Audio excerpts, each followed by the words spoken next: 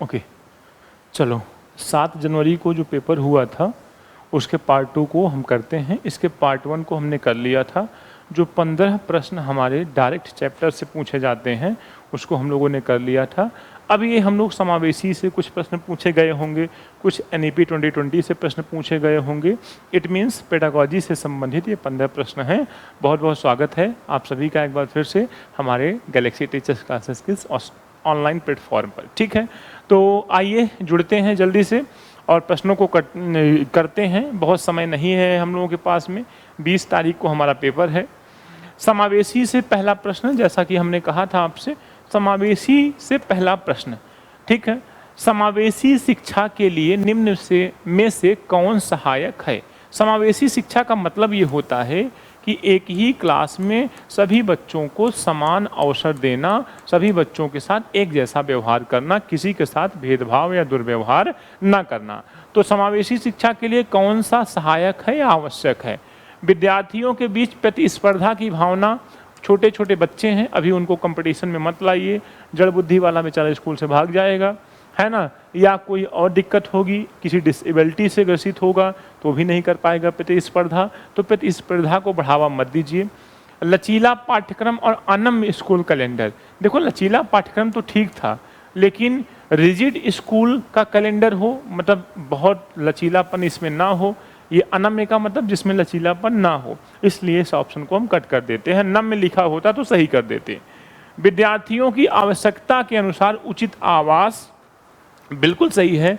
जैसे जैसे बच्चों की आवश्यकता होगी उस तरीके से हम स्कूल की व्यवस्था को बनाएंगे, क्योंकि हमको चाइल्ड सेंटर्ड एजुकेशन फॉलो करना है। सख्त शिक्षा केंद्रीय शिक्षा शास्त्र, सख्त मतलब रिजिड, स्ट्रिक्ट आपको होना ही नहीं है। बहुत ज़्यादा मधुर सहानुभूतिपूर्ण व्यवहार प्रदर्शित करना है समावेशी शिक्षा की क्लास में, क्योंकि वहाँ सभी बच्चे बैठे हुए हैं, चाहे वो प्रतिभाशाली हों, चाहे वो सामान्य बुद्धि को, चाहे डिसेबल्ड हों, प्रत्येक बच्चा वहाँ पे बैठा हुआ है। आइए देखते हैं नेक्स्ट प्रश्न हमारा क्या है। निम्नलिखित में से कौन सा अधिगम विकास नहीं होगा यार, यहाँ पे अधिगम विकार होगा। निम्नलिखित में से कौन सा अधिगम विकार, किसी विकार का मतलब डिसेबिलिटी, अयोग्यता, ठीक है।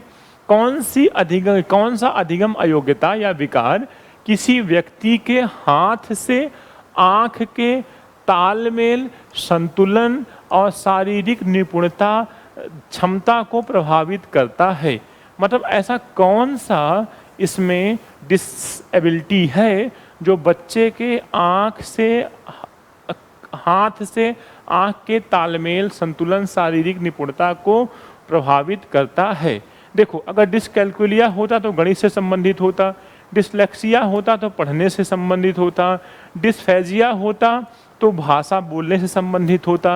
ये तीनों है नहीं, इसलिए हम क्या लगाएंगे? डिस्प्रैक्सिया। डिस्प्रैक्सिया मतलब गति समन्वय वैकल्य। डिस्प्रैक्सिया में ये सभी बातें होती हैं कि बच्चे का अपना शारीरिक संतुलन नहीं होता, सही से चल फिर उठ बैठ नहीं पाता है, आँखों को एक कंसंट्रेशन में नहीं रख पाता है। ओके, तो इसमें हम डिस्प्रैक्सिया लगा देते हैं। ये नया प्रश्न है इसलिए इसको याद रखिएगा।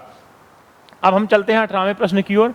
उन विद्यार्थियों के सफल समावेशन के लिए जिन्हें दृष्टिबाधिता है, एक शिक्षक को क्या करना चाहिए? मतलब देखो, सफल समावेशन कहने का मतलब ये है कि बच्चे आसानी से क्लास में नाम लिखवा लें, पढ़ाई करें और सफल हो जाएं, उन्हें कोई दिक्कत ना हो। ऐसे बच्चे कौन हैं? दृष्टिबाधित। दृष्टिबाधित बच्चे सफल हो जाएं, क्लास में रोज आएं, 100% उपस्थिति हो, उसके लिए एक शिक्षक को क्या करना चाहिए? आसपास की चित्रकारी सामग्री में मौखिक स्पष्टीकरण जोड़ें, मतलब जो चित्र बने हुए हैं उसको बोलकर भी सुनाएं, क्योंकि दृष्टिबाधित है तो चित्रकारी तो बहुत देख नहीं पाएगा। ठीक है, ये ऑप्शन हमारा सही है लगभग। और भी देख लेते हैं। इन विद्यार्थियों को हस्तलिखित नोट्स देना, भैया दृष्टिबाधित है, नोट्स पढ़ने में उसे दिक्कत होगी। विषय वस्तु को पढ़ने के लिए केवल ब्लैक बोर्ड का प्रयोग करना, नहीं दिखेगा, दृष्टिबाधित है। उन्हें स्कूल से अलग वर्ग में रखना, पृथक्करण करना ही नहीं है। इसलिए जो चीज़ें आसपास में चित्र के रूप में हैं उन्हें हम मौखिक रूप से भी बच्चों को बताएं, क्योंकि श्रवण शक्ति उनमें है, दृष्टि क्षमता उनकी थोड़ी सी कम है। ठीक। अब आइए 18 नंबर हो गया। 19 नंबर के प्रश्न की ओर। जनजातीय समुदायों के विद्यार्थियों के सफल समावेशन। सफल समावेशन का मतलब वो स्कूल आए, पढ़े लिखें, उन्हें कोई दिक्कत ना हो, ठीक है, तो बहुत घबराना नहीं है इससे। सफल समावेशन के लिए एक शिक्षिका को निम्नलिखित में से किससे बचना चाहिए। अब देखो, पिछले वाले प्रश्न में पूछना था क्या करना चाहिए, इस प्रश्न में पूछ रहा है क्या नहीं करना चाहिए। आइए देखते हैं। उनके दैनिक जीवन और परिवेश से उदाहरण शामिल करना चाहिए। बिल्कुल, ये तो करना चाहिए। प्रश्न क्या पूछा है, क्या नहीं करना चाहिए, इट मीन्स किससे बचना चाहिए। उनके सामाजिक सांस्कृतिक संदर्भ को महत्व और सम्मान देना, ये भी करना चाहिए। पाठ्यक्रम में उनकी संस्कृति के प्रचलित लोकगीतों और गीतों को शामिल करना, मतलब जहाँ से आते हैं जो वहाँ का प्रसिद्ध गीत हो उसे पाठ्यक्रम में शामिल करना। तो ये तीनों चीज़ें तो खूब उसको करनी चाहिए। किसको करने से बचना चाहिए, डी वाले ऑप्शन को करने से बचना चाहिए। क्या लिखा है, उन संपत्तियों को पढ़ाना जो उनके जीवन के लिए पूरी तरह अप्रासंगिक है। अप्रासंगिक मतलब जिनसे उनका कोई लेना देना नहीं है, ऐसी चीज़ों को पढ़ाना। तो बिल्कुल इस कार्य को करने से बचना चाहिए, है ना। जनजातीय समूह के बच्चे हैं, उनको अपने से अपनेपन की भावना उनमें जागृत करिए, जोड़ के रखिए, इसलिए उनको प्रासंगिक चीज़ें पढ़ाइए जो सही हों। तो इस प्रश्न के लिए डी ऑप्शन क्या है, बचना चाहिए ना, तो इस काम को करने से बचना चाहिए। आइए बढ़ते हैं 20 नंबर प्रश्न की ओर। निम्नलिखित में से कौन सा विकल्प दी गई दिव्यांगता, ठीक है, 4 ऑप्शन दिए गए हैं। 4 ऑप्शन में कह रहा है कि दी गई दिव्यांगता और संबंधित विद्यार्थियों के समावेशन हेतु यथोचित संयोजन रणनीति का सही युग्म है।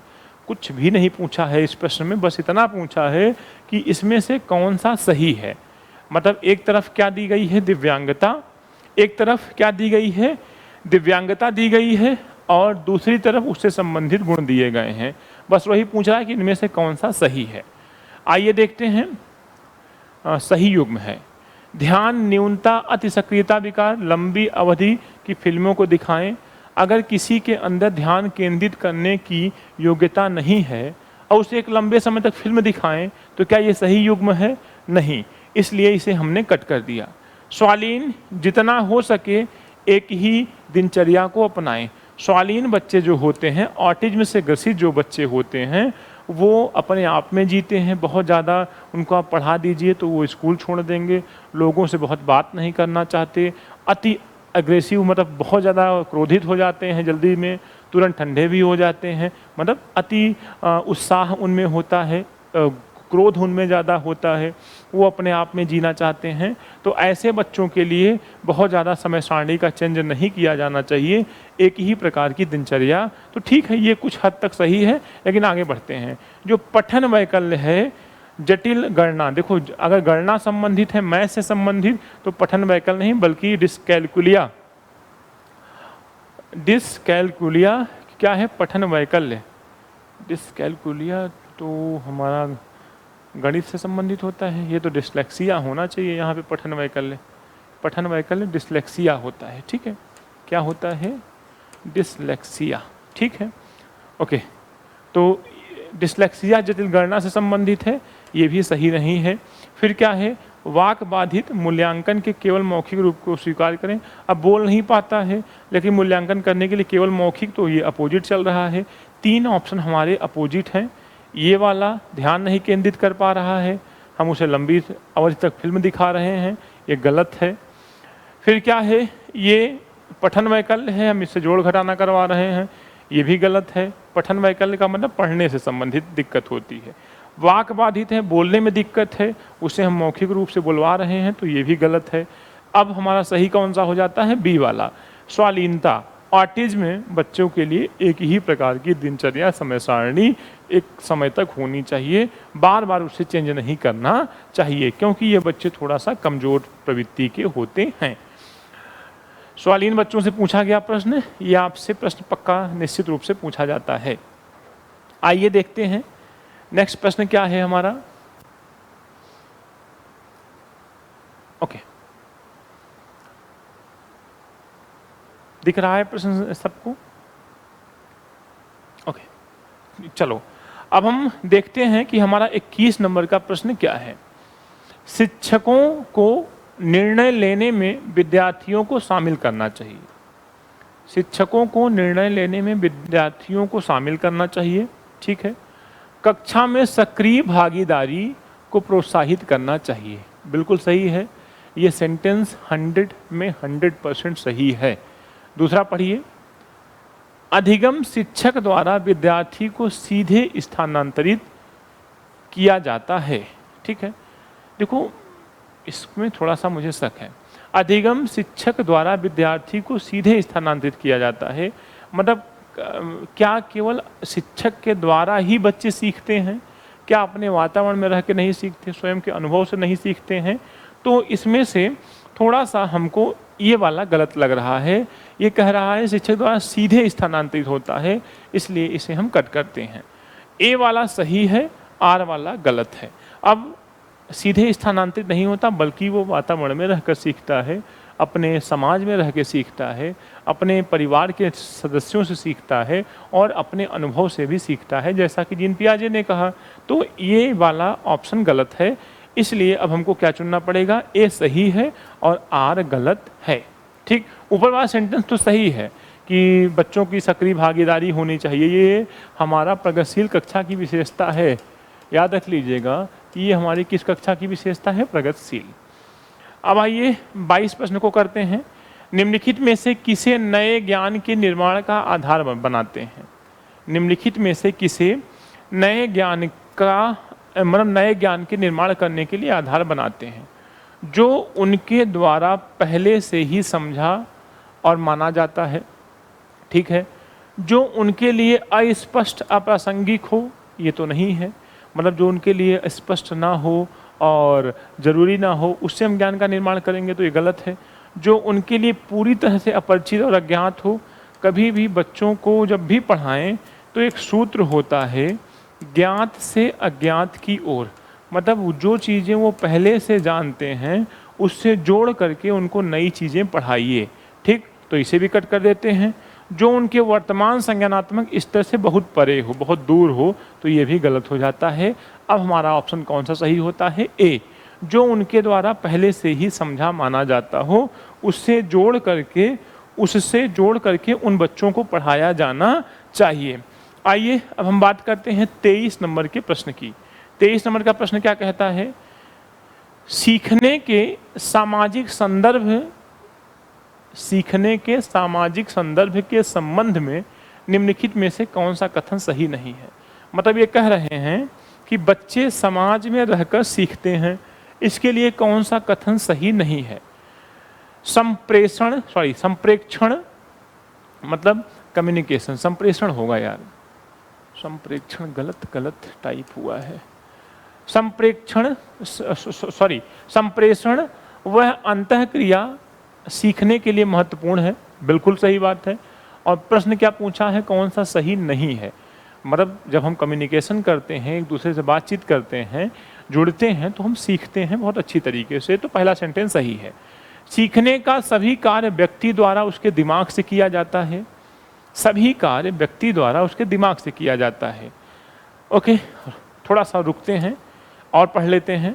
विद्यार्थी स्कूल में अपनी संस्कृति से बहुत सी समझ लेकर आते हैं, मतलब वो अपने जिस स्थान पर रहते हैं, जो खाते पीते हैं, जिससे जुड़े होते हैं, बहुत सी समझ लेकर के आते हैं। तो 100% सही है। ऊपर वाला भी 100% सही है। जब छात्र एक दूसरे की सहायता के लिए सहयोगात्मक रूप से काम करते हैं तो उनकी शिक्षा मजबूत एवं सुदृढ़ होती है। ये भी बात 100% सही है कि जब हम एक दूसरे की सहायता करते हैं, एक दूसरे का सहयोग करते हैं, तो हम और ज़्यादा सीखते हैं, हमारी जो सीखने की कैपेसिटी है और मजबूत होती है। तो 3 जो हैं वो तो एकदम सही हैं, इन्हें काटा नहीं जा सकता। अब हम कट किसे करने वाले हैं? सभी कार्य, सीखने का सभी कार्य व्यक्ति द्वारा उनके दिमाग से किया जाता है। देखो दिमाग, अगर यहाँ पे किसका हेड का प्रयोग किया है ना, दिमाग अलग चीज़ है, बुद्धि अलग चीज़ है, भावनाएं अलग चीज़ हैं। कभी कभी हम लोग भावनाओं में आकर भी कार्य करते हैं, अपनी बुद्धि का प्रयोग करके कार्य करते हैं। सो भाई मैं इसको कट करता हूँ। कौन सा कथन सही नहीं है? बी वाला ऑप्शन हमारा सही नहीं है। ठीक, ओके। अब हम बढ़ते हैं आगे की तरफ। क्या है हमारा 24 नंबर का प्रश्न? निम्नलिखित में से कौन सा कारक विद्यार्थियों की असफलता के लिए जिम्मेदार है? अगर विद्यार्थी असफल हो जाए तो कौन सा, किसी आप जिम्मेदारी देंगे कि तुम्हारी वजह से असफल हुआ? असंदर्भित पाठ्यक्रम, जो उनके काम की चीज़ें ना हो, शिक्षक ने साल भर वही पढ़ाया इसलिए असफल हो गए, ठीक है, इसे हम मानते हैं असफलता का कारण। लेकिन और ऑप्शन पढ़ते हैं। विषय वस्तु को प्रस्तुत करने के विविध तरीके, अगर विषय वस्तु अलग अलग तरीके से प्रस्तुत की जाए तो ये तो अच्छा तरीका है। ऑडियो में भी, विजुअल में भी, ऑडियो विजुअल दोनों में भी, ये तो सभी बच्चों के लिए सही है, ये सही तरीका है। ठीक, असफलता के लिए ये जिम्मेदार नहीं हो सकती, इससे सफलता प्राप्त होगी। विद्यार्थी केंद्रित गतिविधियाँ, चाइल्ड सेंटर्ड एजुकेशन, ये भी सही है। व्यक्तिगत भिन्नताओं का मान रखना, व्यक्तिगत भिन्नताओं को ध्यान में रख करके पढ़ाना, तो ये जो तीन हैं ये असफलता के लिए जिम्मेदार नहीं है। असफलता के लिए जिम्मेदार क्या है? असंदर्भित पाठ्यक्रम, जो चीज़ें सही नहीं थी, हमारे सिलेबस में नहीं थी, उन्हों भी पढ़ाया जाना, जो उपयोगी नहीं थी उनको भी पढ़ाया जाना। इसलिए जिम्मेदार कौन होगा? ये ए वाला ऑप्शन। आइए 25 नंबर की ओर। प्रभावी अधिगम के लिए शिक्षार्थी की सक्रिय भागीदारी आवश्यक है। सक्रिय, एक्टिव, एक्टिव एक पॉजिटिव शब्द है, इसको ध्यान रखिएगा। 26 नंबर का क्या है? अधिसंज्ञान मेटाकॉग्निशन कौशल क्या है? ये बहुत ज़्यादा इंपॉर्टेंट है। कई बार आपसे पूछा गया मेटाकॉग्निशन। मेटाकॉग्निशन का मतलब जब हम अपने से विचार विमर्श करें, चिंतन करें, मतलब सब कुछ हमारा रोल हो, हम स्वयं से सोचें क्या सही है क्या गलत, स्वयं से चिंतन करें, तर्क करें, तो इसे मेटाकॉग्निशन बोलते हैं, अपनी बुद्धि का प्रयोग करना। तो मेटाकॉग्निशन स्किल्स, अधिसंज्ञानात्मक कौशल, चिंतन और अधिगम को नियमित करते हैं, बिल्कुल सही है। जो हम चिंतन करते हैं, जो हम सीखते हैं, वो उसे बनाए रखते हैं। संज्ञान और समस्या समाधान को प्रभावित करते हैं, गलत है। अधिसंज्ञानात्मक हमारे प्रभावित नहीं करते, मतलब मैं थका हूँ थोड़ा सा, सुनो मेरी बात फिर से। हमने क्या कहा? अधिसंज्ञानात्मक कौशल संज्ञान और समस्या समाधान को प्रभावित नहीं करते, ऐसा नहीं है। अगर हमारा दिमाग बढ़ा है, अगर हम अच्छे सोचने वाले हैं, तो हम समस्या समाधान कर लेते हैं, इट मीन्स प्रभावित करता है। तीसरा क्या है? केवल विषय वस्तु के रटने पर निर्भर है, गलत है। विद्यार्थियों में संज्ञानात्मक विकास की देरी दर्शाते हैं। मेटाकॉग्निशन से विद्यार्थियों में संज्ञानात्मक विकास तेजी से होता है, न कि देर से होता है। सो ए वाले ऑप्शन पे टिक लगाएंगे। चिंतन और अधिगम को नियमित करते हैं, मतलब हम उन्हें बनाए रखते हैं, ठीक, रेगुलेट करते हैं, चलाते हैं। 27 नंबर का प्रश्न क्या है? त्रुटियों के बारे में निम्नलिखित में से कौन सा कथन सही है? बहुत आसानी से पढ़ना, बहुत सरलता से पढ़ना। त्रुटियों को बहुत बड़ा पहाड़ मत समझना, जवाब दे लोगे। अधिगम प्रक्रिया में त्रुटियों की कोई भूमिका नहीं होती। आपको पता होना चाहिए कि अधिगम का एक अटूट हिस्सा है त्रुटि। बिना त्रुटि के अधिगम नहीं हो सकता। फिर क्या है? एक शिक्षिका या शिक्षक, क्या लिखोगे भाई? चलो एक शिक्षक लिख देता हूं मैं, ठीक है। एक शिक्षक को विद्यार्थियों के त्रुटि करने के व्यवहार को इनाम और सजा देकर खत्म करना चाहिए। पुनर्बलन का प्रयोग मत करिए, रीइंफोर्समेंट का प्रयोग मत करिए। त्रुटियों पर चर्चा और विश्लेषण द्वारा उन्हें अर्थपूर्ण अधिगम में बदला जा सकता है। बिल्कुल, अगर कोई बच्चा गलती किया है तो उस पर हम डिस्कशन करके उसे समझा सकते हैं कि आपने गलती कहाँ की है। अगर आपने गलती की है तो उसे फिर से समझिए और दोबारा उस गलती को ना करिए। तो अधिगम मतलब त्रुटियों का मतलब ये होता है जो सी नंबर पे लिखा है। विद्यार्थी अपनी त्रुटियों की स्वयं खोज और सुधार में सक्षम नहीं होते। कई विद्यार्थी जो प्रतिभाशाली होते हैं अपनी गलतियों को पकड़ लेते हैं और सुधार कर लेते हैं। तो सी वाला ऑप्शन इसमें सही हो जाता है। 28 नंबर का प्रश्न क्या है? अधिगम और सूचना प्रसंस्करण एवं संवेगों प्रवृत्ति का संबंध किस प्रकार है? ठीक, 28 नंबर का प्रश्न, ठीक, क्या कह रहा है? संवेगों काफी हद तक एक दूसरे को प्रभावित करते हैं। ओके, आइए देखते हैं। ये कह रहा है कि अधिगम और सूचना, एक शब्द है अधिगम एक शब्द क्या दिया गया है? सूचना। एक शब्द क्या है? संवेग। और एक शब्द क्या है? प्रवृत्ति। प्रवृत्ति का मतलब हमारा एटीट्यूड, आदत। ठीक, ओके, जिसे हम प्रवृत्ति भी कहते हैं। ठीक है, आंतरिक भावना। अब ये कह रहा है कि अधिगम, सूचना, संवेग और आदत एक दूसरे से किस प्रकार संबंध रखते हैं। तो सबसे पहला ऑप्शन है अधिगम, सूचना, संवेग काफ़ी हद तक एक दूसरे से प्रभावित हैं। मतलब सूचना को ही हम क्या कहते हैं, अगर हम नई नई चीज़ों को सीख रहे हैं तो वो अधिगम कर रहे हैं, नई नई सूचनाओं को ग्रहण कर रहे हैं। संवेग इसमें महत्वपूर्ण भूमिका निभाते हैं। अगर हम सकारात्मक रूप से, अगर हमारे अंदर आंतरिक प्रेरणा है तो हम चीज़ों को जल्दी सीख जाते हैं। अगर हमारी प्रवृत्ति सही है, सकारात्मक है, आदतें अच्छी हैं, हमारा जो रूटीन है वो अच्छा है, तो भी अधिगम तेज़ी से होता है। तो ये एक दूसरे से अलग नहीं है, याद रखिएगा। ठीक है, तो बी वाला ऑप्शन क्या है? संवेग, अधिगम और सूचना एक दूसरे, देखो इस प्रसंस्करण का कोई मतलब नहीं है भैया, छोड़ो इसको। संवेग और अधिगम और सूचना एक दूसरे से कोई संबंध नहीं रखते, ये गलत है, एक दूसरे से संबंधित हैं। सकारात्मक संवेग, अधिगम और सूचना प्रसंस्करण को नकारात्मक रूप से प्रभावित करते हैं, गलत है। नकारात्मक संवेग, सूचना प्रसंस्करण को सकारात्मक रूप से प्रभावित करते हैं, ऐसा नहीं है। आप ये वाला लगाओ बस, सीधा सीधा। अधिगम और सूचना, संवेग एक दूसरे को काफ़ी हद तक प्रभावित करते हैं। अगर आपको नई नई सूचनाएं न प्राप्त हों तो आप किस बात का अधिगम करोगे? अधिगम नहीं होगा तो सूचनाओं का कोई मतलब नहीं। अगर बच्चा सीख ही ना पाया तो आपने खूब ढेर सारा पढ़ाया क्लास में, उसका कोई महत्व नहीं है। फिर बच्चे का संवेग बहुत मायने रखता है कि बच्चा से नेगेटिव है कि पॉजिटिव। पॉजिटिव है तो चीज़ों को जल्दी सीख जाता है, इसलिए ये एक दूसरे से पूर्णतः संबंधित हैं। 29 नंबर का प्रश्न क्या कहता है? एक विद्यार्थी कुछ संपत्तियों के बारे में अपनी जिज्ञासा को संतुष्ट करने के लिए किताबें पढ़ रही है। यह किस प्रकार का लक्ष्य उदाहरण है?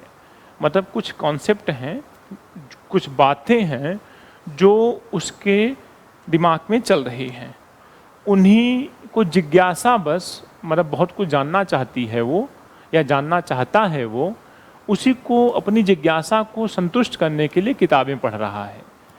आपके मन में भी कई प्रश्न होते हैं कि पृथ्वी कैसे चक्कर लगाती है सूर्य का, कितने ग्रह हैं, क्यों ये बंधे हुए हैं। तो जब आप किताबें पढ़ के नॉलेज प्राप्त करते हो तो आप संतुष्ट होते हो, वही काम ये भी कर रहा है। यह किस तरीके का लक्ष्य का उदाहरण है? महारत हासिल करने की दिशा में उन्मुख लक्ष्य, मतलब वो चाहता है कि मैं इसका मास्टर बन जाऊं, इन चीज़ों को सारे को पढ़ लूं। फिर क्या है? परिहार उन्मुख महारत लक्ष्य, कट करिए।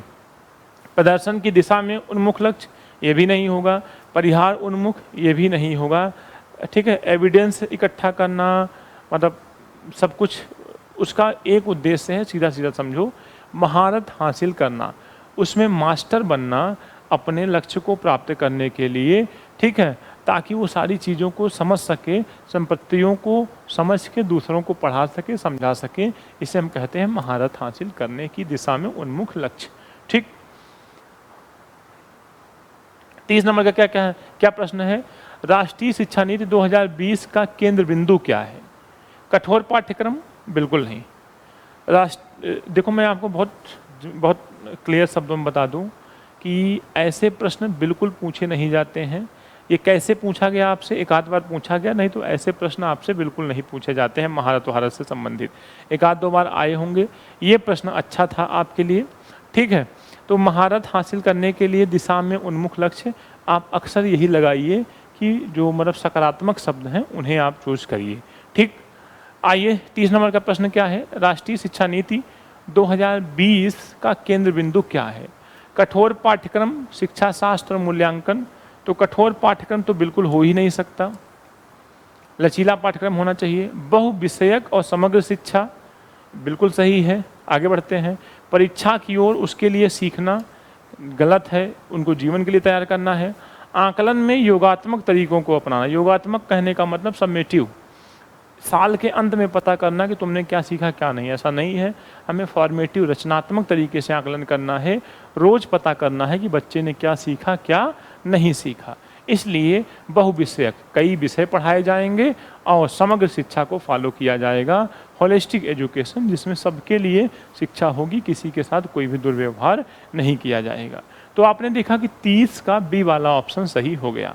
इस प्रकार 7 जनवरी को जो पेपर हुआ था उसको भी हम लोगों ने कर लिया। एक आध प्रश्न थोड़ा सा इधर उधर हुए होंगे तो आप उसको देख लीजिएगा। बाकी सारे प्रश्न खूब अच्छे से हुए हैं, पार्ट 1 में भी, पार्ट 2 में भी, और भी जो पेपर बचे हुए हैं उसको भी हम बहुत जल्दी आपके सामने लेकर के आएंगे और डिस्कशन करेंगे। थोड़ा जल्दी करेंगे क्योंकि 20 तारीख को आपका एग्ज़ाम भी है। बहुत ज़्यादा समय आप मोबाइल देखकर बिताएं, लैपटॉप देखकर बिताएं, ये सही नहीं है ना। तो कम समय में अच्छी चीज़ें आपको मिल जाएं, ज़रूरी चीज़ें आपको मिल जाएं, इतना आपके लिए पर्याप्त है। तो मिलते हैं आपसे नेक्स्ट क्लास में। Thank you so much for watching this class.